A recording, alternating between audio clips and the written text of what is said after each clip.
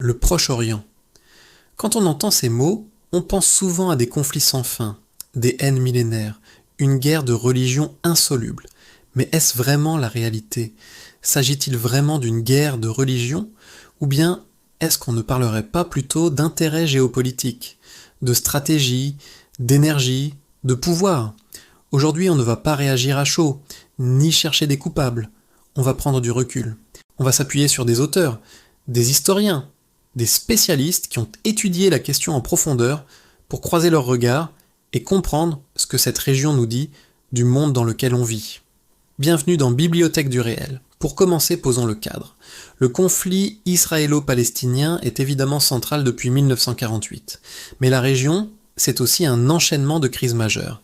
La crise de Suez en 56, la guerre des 6 jours en 67, la guerre du Liban en 82, les accords d'Oslo dans les années 90, les guerres en Irak en 91 et 2003, et plus récemment les conflits tragiques en Syrie, au Yémen ou à Gaza. L'historien Henry Lawrence, dans son immense travail La question de Palestine, montre bien comment chaque tentative de paix s'est fracassée sur les rapports de force, pas seulement locaux, mais régionaux et internationaux. De son côté, l'économiste et historien George Corm nous rappelle que le Proche-Orient est devenu, au XXe siècle, un terrain de jeu pour les grandes puissances.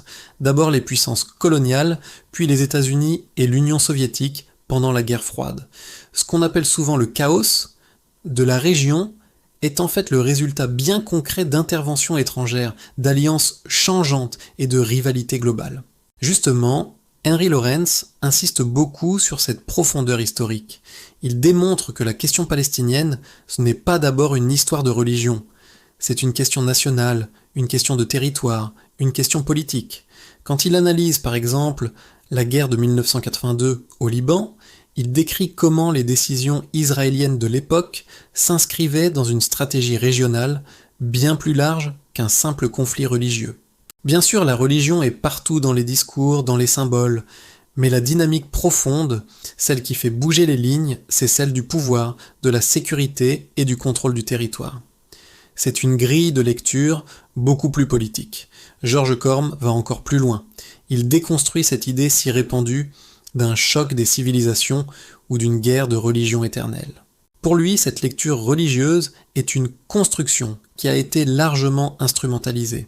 Il explique comment les puissances coloniales ont divisé la région pour mieux la contrôler, comment la découverte du pétrole a tout changé, comment les États-Unis ont progressivement imposé leur domination stratégique, et comment dans ce contexte, les identités religieuses sont souvent utilisées par les acteurs politiques pour mobiliser, pour justifier des guerres, pour conquérir ou garder le pouvoir. En fait, pour Corm, parler de chaos religieux, c'est une manière très pratique de ne pas voir les vraies logiques de domination et les intérêts bien matériels qui sont en jeu. Et puis, il y a le rôle des États-Unis.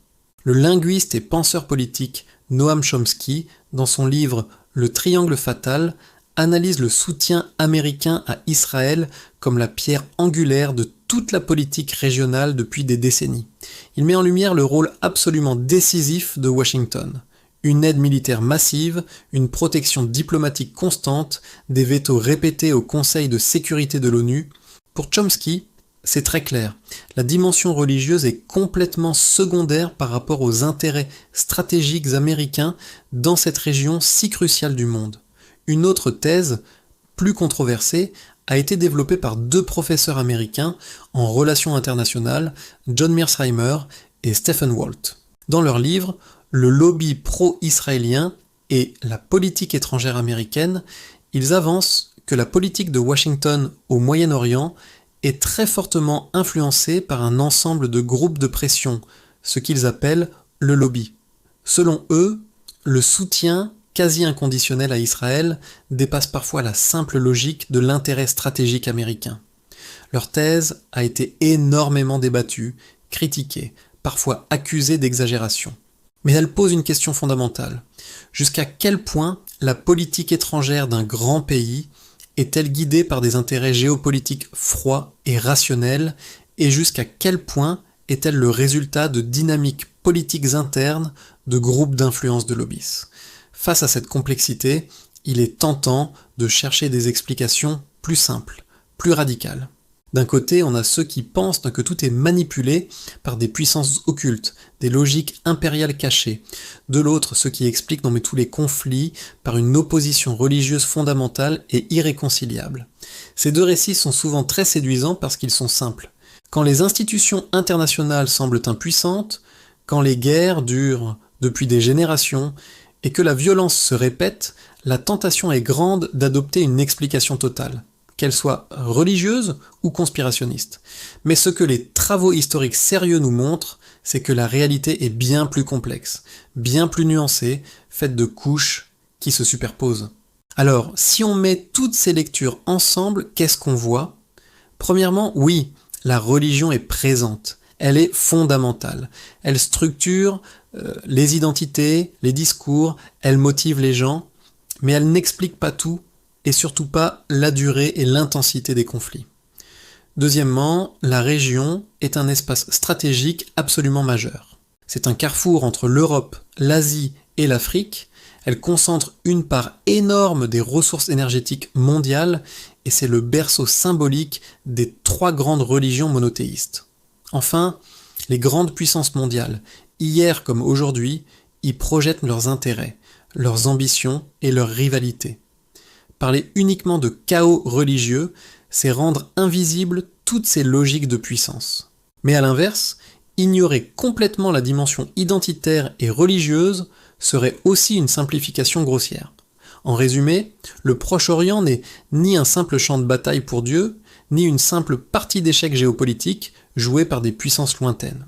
C'est un espace incroyablement complexe où s'en mêlent la mémoire des peuples, la lutte pour la terre, les jeux de pouvoir, les questions d'identité et les intérêts stratégiques des plus grands États du monde.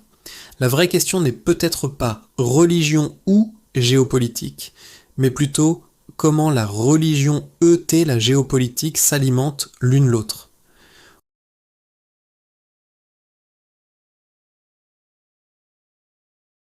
On se retrouve très vite pour une nouvelle exploration, ici, dans Bibliothèque du réel.